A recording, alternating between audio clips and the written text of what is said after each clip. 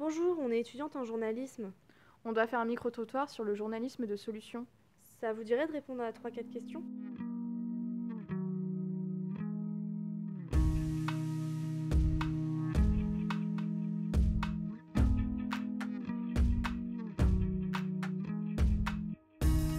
Je me méfie beaucoup de ce qu'on nous montre. Je trouve qu'on va pas parler de certaines choses qui se passent et on va nous balancer un truc positif alors qu'il y a des trucs à dire dans d'autres pays qu'on sait pas du tout. C'est un peu filtré par ça, je trouve. Mais il y a des choses par exemple que je regarde plus, comme par exemple les interviews sous-titrées. Tu sais, les choses qui sont pas dans notre langue, qui sont sous-titrées. Ah oui, je fais très attention. Ouais. Ils sont un peu manipulés, effectivement. Il y a les marronniers, comme on dit, donc c'est toujours, on a toujours les mêmes histoires, aux mêmes époques, etc. Et finalement, il y a plein d'infos donc on n'est pas au courant. C'est compliqué, c'est-à-dire qu'on nous impose des sujets qui ne sont pas forcément ceux dont on a envie de parler, qu'on a envie d'entendre parler surtout. Et de parler, parce que c'est un échange, les médias avant tout, et c'est ça qui est important de savoir. Mais là, c'est des périodes qui sont compliquées, donc c'est le drame qui fait vendre avant tout.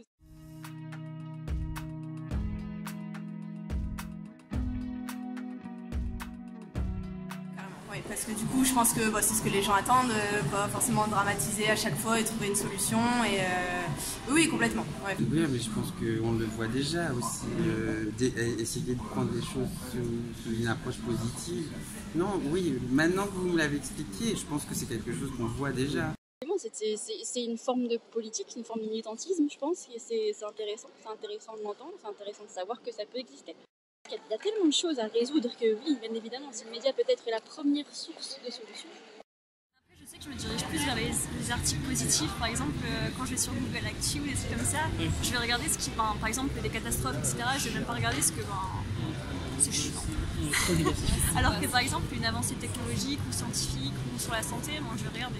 Quand on se sent ciblé, c'est plus facile, ça nous intéresse plus que quand ça parle d'un truc qu'on sait qu'on ne pourra rien faire. Et puis tout dépend des sujets aussi, il y a des sujets qui nous touchent chacune. Ouais. C'est vrai, on nous dit tout le temps, il y a ce problème, mais finalement, si nous on sait qu'on est touché par le problème et qu'on peut participer à la résolution. Je sais pas, parce qu'il y a pas mal de leviers à lever avant de trouver des solutions. Le média peut être quelque chose qui va proposer, mais pas solutionner, au sens propre du terme. Non, parce qu'on est, en toute honnêteté, on est dans une société de fainéants. Si l'information ne nous est pas apportée et qu'on n'a pas la solution qui nous est apportée directement sur notre téléphone, quand on va ouvrir Instagram, quand on va ouvrir Facebook, etc., ça ne nous intéresse pas, on ne va pas les chercher après. C'est comme ça qu'il faut l'amener en pop-up aux gens. Là, ça sera plus intéressant.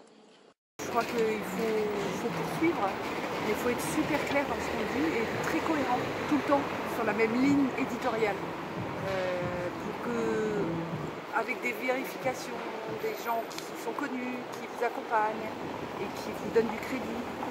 Si on sait que nous on peut être acteurs, si on sait qu'on peut faire quelque chose, c'est intéressant de se renseigner.